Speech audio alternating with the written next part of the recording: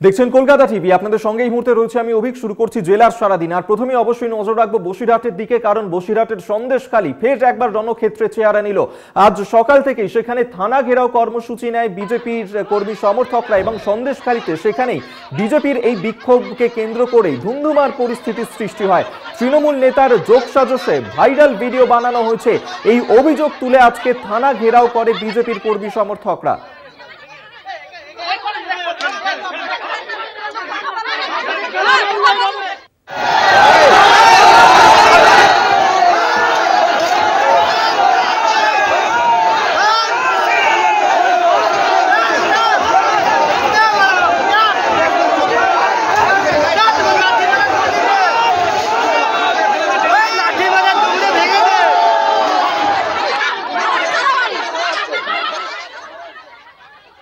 সে ছবি এই মুহূর্তে দেখতে পাচ্ছেন, যেখানে পুলিশের সঙ্গে ধস্তাধস্তি ধুন্ধুমার পরিস্থিতির সৃষ্টি হয়। সন্দেশখালী থানা ঘেরাও করেন আজকে বিজেপি বিক্ষোভের নেতৃত্বের রেখা পাত্র, অর্চনা মজুমদাররা। তৃণমূল নেতাকে ফেলে মারধর দেওয়া হয়, পুলিশের সঙ্গে রীতিমতন ধস্তাধস্তি বেঁধে যায় বিজেপির কর্মী সমর্থকদের। এবং যে ভাইরাল ভিডিও এই মুহূর্তে প্রকাশ্যে এসেছে, সেই ভিডিও থেকে নজর ঘোরাতেই এই কৌশল নিয়েছে কি বিজেপি, সেই প্রশ্নই কিন্তু এই মুহূর্তে উঠতে শুরু করেছে।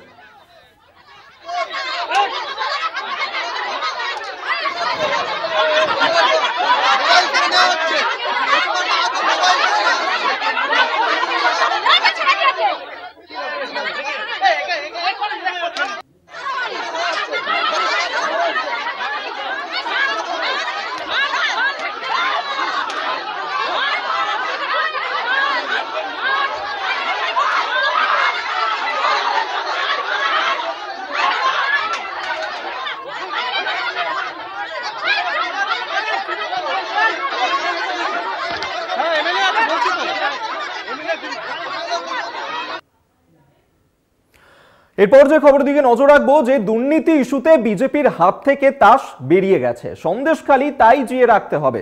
বঙ্গে মোদির ভাষণ থেকে এটাই স্পষ্ট হয়ে যাচ্ছে। মোদি শাহের মুখে ইস্যু সন্দেশখালীর। পাল্টা সন্দেশখালী নিয়ে বিজেপির বিরুদ্ধেও ষড়যন্ত্রের তত্ত্ব এনেছেন মমতা বন্দ্যোপাধ্যায়। মোদি আটকে রইলেন মহিলাদের নির্যাতনের পুরনো অভিযোগেই। माताओं, बहनों, बेटियों का तो यहां जीवन मुश्किल हो गया है। संदेशखाली में ये क्या कर रहे हैं, ये पूरा देश देख रहा है। टीएमसी संदेशखाली में हर हथकंडा इस्तेमाल कर रही है, लेकिन मैं आप सभी को गारंटी देता हूं, टीएमसी का कोई भी अत्याचारी, टीएमसी का कोई भी अत्याचारी बच नहीं पाएगा। সন্দেশখালী নিয়ে চক্রান্ত করলো মোদি গ্যারেন্টি।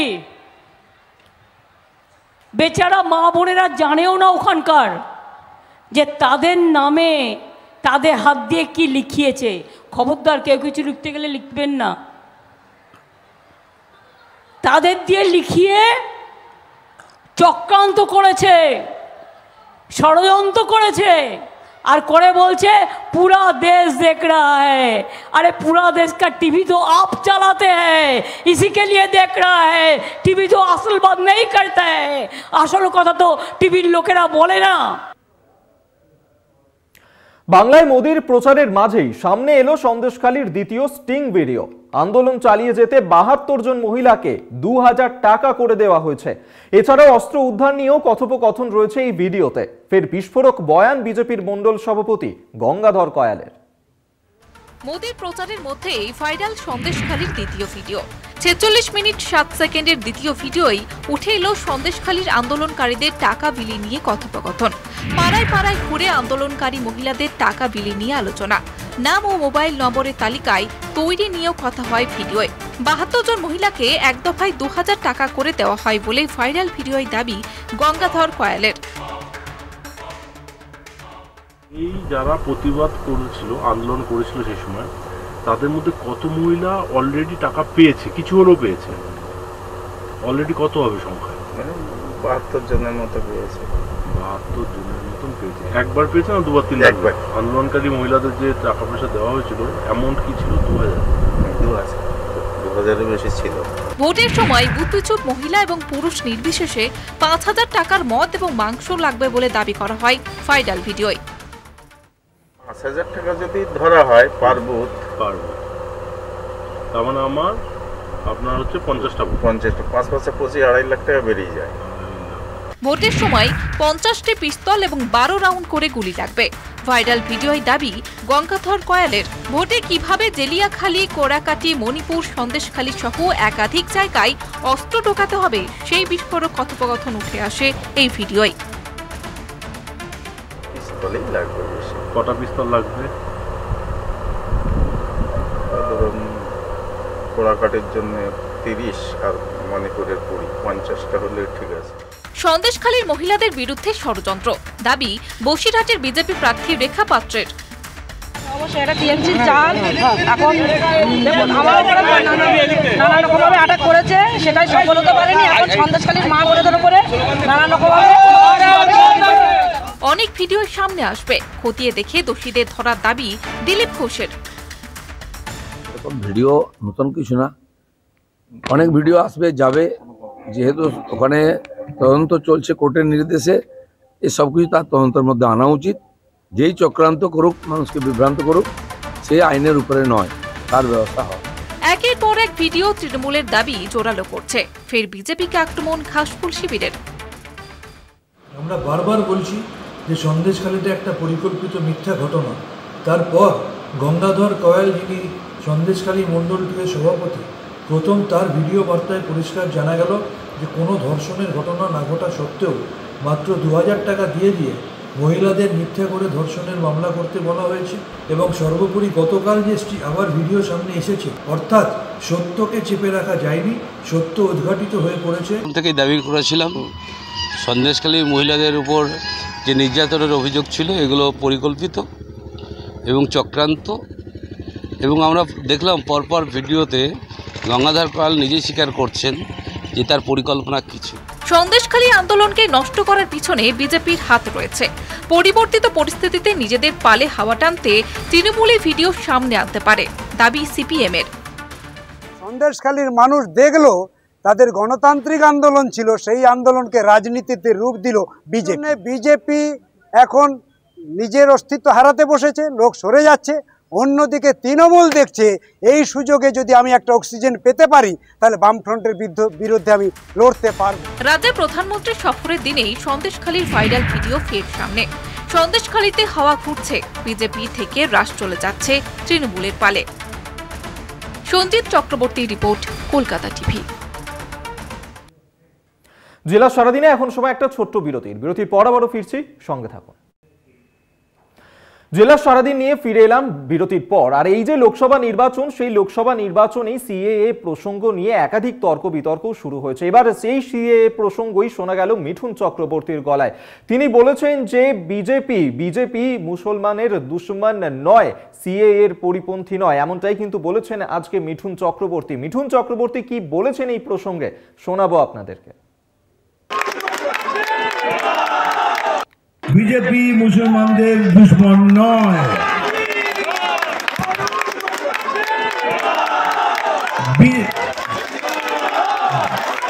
বিজেপি দুশ্মন নয়। আর এইটা বলে বলে সবাইকে এইটাই বলাচ্ছে বিজেপি এলে এই করে দেবে, এই করে। বিজেপি এলে একটাই ভালো হবে, আপনারা সবাই নাগরিকত্ব পেয়ে যাবেন। এটা আমি চ্যালেঞ্জ করছি আপনারা। আর এটা যদি আমি ভুল বলে থাকি তাহলে এই তলাতে এখানে এসে সবাই থুতু ফেলবেন আর আমি সেই থুতুটা চাটবো যদি মিথ্যে কথা বলে থাকি। কারণ ক্ষমতা নেই আপনার কাছে আসলি, মানে সত্যিকারের জালি নয়, সত্যিকারের আধার কার্ড থাকলে আপনাকে এই দেশ থেকে বার করে দেবে। আমি একা দাঁড়াবো তোমাদের সাথে, চ্যালেঞ্জ করে বলে গেলাম। আপনাদেরকে শোনালাম মিঠুন চক্রবর্তী, তিনি ঠিক কি বলেছেন আমরা এই নিয়ে কথা বলবো। সৌম্যজিৎ চক্রবর্তী টেলিফোনে রয়েছেন প্রতিনিধি। সৌম্যজিৎ, আজকে মিঠুন চক্রবর্তী তিনি বলেছেন যে সিএএ নাগরিকত্ব দেওয়ার জন্য বিজেপি মুসলমানদের দুশ্মন নয়, সৌম্যজিৎ, দেখো অভিক, আজকে মহিষাদলে তমলুকের বিজেপি প্রার্থী অভিজিৎ গাঙ্গুলির সমর্থনে যে নির্বাচনী প্রচার সভা সেখানে উপস্থিত ছিলেন এবং জনসভা থেকে মৃত্যু চক্রবর্তী যেটা বললেন যে সিএএ নিয়ে মিথ্যে প্রচার করছে একটি পার্টি, এদের মিথ্যে লগ্নে জন্ম এবং দুর্নীতি এদের রাশি। সিএএ নাগরিকত্ব কেড়ে নেওয়ার জন্য নয়, বিজেপি যদি ক্ষমতায় আসে তাহলে সকলেই নাগরিকত্ব পাবেন এবং যদি মিথ্যে বলি তাহলে আপনারা ফেলবেন এবং সিট চাটবো, এমন মন্তব্য করলেন আজকে অভিক। ধন্যবাদ তোমায় সৌম্যজিৎ চট্টোপাধ্যায়, আমাদের সঙ্গে টেলিফোনে ছিলেন প্রতিনিধি।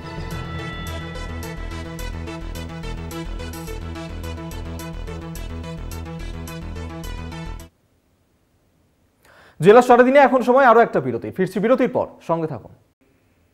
জেলা সারাদিন নিয়ে ফিরলাম বিরতির পর। সোমবার চতুর্থ দফার লোকসভা নির্বাচন, ভোট গ্রহণ কৃষ্ণনগর কেন্দ্রে। মূল প্রতিদ্বন্দ্বিতা তৃণমূলের বহুয়া মৈত্র এবং বিজেপির রানিমা অমৃতা রায়ের মধ্যে। রবিবার কৃষ্ণনগরের BPC institute of technology DCRC কেন্দ্রে ছিল শেষ মুহূর্তের ব্যস্ততা। চূড়ান্ত ব্যস্ত ছিলেন ভোটকর্মীরা, প্রয়োজনীয় সামগ্রী নিয়ে রওনা দেন ভোটকর্মীরা। দফা লোকসভা নির্বাচনে অন্যতম গুরুত্বপূর্ণ লোকসভা কেন্দ্র কৃষ্ণনগর, যার মধ্যে তেহট্ট, পলাশীপাড়া, কালীগঞ্জ, নাকাশীপাড়া, চাপড়া, কৃষ্ণনগর উত্তর, কৃষ্ণনগর দক্ষিণ বিধানসভার যে ভোট করার যে সামগ্রী, যে সরঞ্জাম, তা এখান থেকে ডিস্ট্রিবিউট হয়েছে। এবং আমি এখন যেখানে দাঁড়িয়ে রয়েছে কৃষ্ণনগর গভর্নমেন্ট কলেজে, 7 জায়গার ভোট কর্মীরা তারা কিন্তু চলে এসেছেন বুথ ওয়াইজ নিজেদের যে সরঞ্জাম, ভোটের যে সরঞ্জাম তা একত্রিত করতে, এবং এখান থেকেই সেই সরঞ্জাম সবকিছু নিয়ে তারা নিজের কেন্দ্রগুলিতে চলে যাবেন। শেষ মুহূর্তের যে প্রস্তুতি, তার সেই চূড়ান্ত ব্যস্ততার মধ্যেই রয়েছেন তারা। আপনারা কোন বুথে যাচ্ছেন? 78, কৃষ্ণনগর উত্তর 83। এবারের বাহিনী তৎপরতায় আপনাদের কি মনে হচ্ছে? ঠিকঠাক আছে, বাহিনীর তৎপরতা আছে। হ্যাঁ হ্যাঁ হ্যাঁ। মহিলাদের উপস্থিতি বা এই কৃষ্ণনগর যে মেন শহর, সেখানে কতটা আশা করছেন যে পার্সেন্টেজের দিক থেকে কতটা? আশা করছি 80% হবে, 80%-র উপর হবে। কৃষ্ণনগর খুব সংবেদনশীল শহর, তো এখানে মহিলারা নিশ্চয়ই সাড়া দেবেন। অনেক ধন্যবাদ। দুটো ছবি, যেমন উনি বললেন যে সংবেদনশীল শহর, এবং অবশ্যই ভাবে এবারের লোকসভা নির্বাচনে বাংলার যে কেন্দ্রগুলি 42টির মধ্যে কৃষ্ণনগর অন্যতম গুরুত্বপূর্ণ, কারণ রাজ্যের মুখ্যমন্ত্রী নিজের ভোট প্রচার শুরু করেছিলেন এই কেন্দ্র দিয়ে। মহুয়া মৈত্র দল, যাকে আবারও এই কেন্দ্রে তৃণমূল কংগ্রেসের প্রার্থী করা হয়েছে, তার বিপরীতে বিজেপি প্রার্থী করেছেন কৃষ্ণনগরের রাজপরিবারের সদস্যা রানিমা অমৃতা রায়কে। দুই মহিলার মুখোমুখি লড়াইয়ে সংবেদনশীল শহর কৃষ্ণনগর কি জবাব দেবে, তার জন্য আগামীকাল অবশ্যই অপেক্ষা করতে হবে যে ভোট চিত্র, ভোটের দিন চতুর্থ দফায় কৃষ্ণনগরে ভোটের ছবি কেমন উঠে আসছে। ক্যামেরায় মনোজেশ মুখোপাধ্যায়ের সঙ্গে কৃষ্ণনগর লোকসভা কেন্দ্র থেকে আমি সুচন্দ্রিমা, কলকাতা টিভি। জেলা সারাদিন এই পর্যন্তই। দেখতে থাকুন কলকাতা টিভি, রাত দিন 7 দিন।